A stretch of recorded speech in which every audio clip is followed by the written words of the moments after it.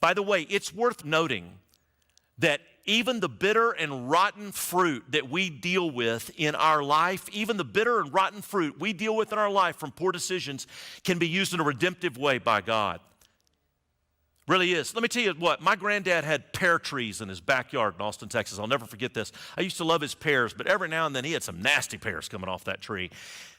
And I would find them and I'd want to throw them over the fence. He said, don't do that. Throw them over there. And I would throw all these rotten pears in this, what he called a compost pile.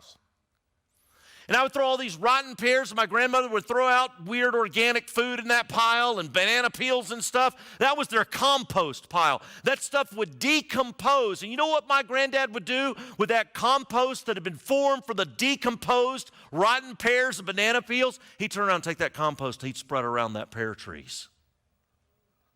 Make the soil more fertile, more rich. I'm going to tell you what, sometimes you're going to deal with the rotten fruit of bad decisions, but do you know what? As you come to God, He can even take the rotten fruit of bad decisions.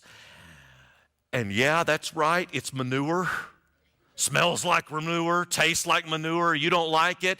He can take that you know what, and He can redeem it to enrich your life later, to inform you later, so that maybe you don't make those same decisions. He can redeem it. It becomes a part of your testimony that maybe you can save some other people pain. He can redeem it so that it actually becomes a testimony so that people learn that God is a God who's a God of grace that forgives, is a God who's into recycling. He's into redemption.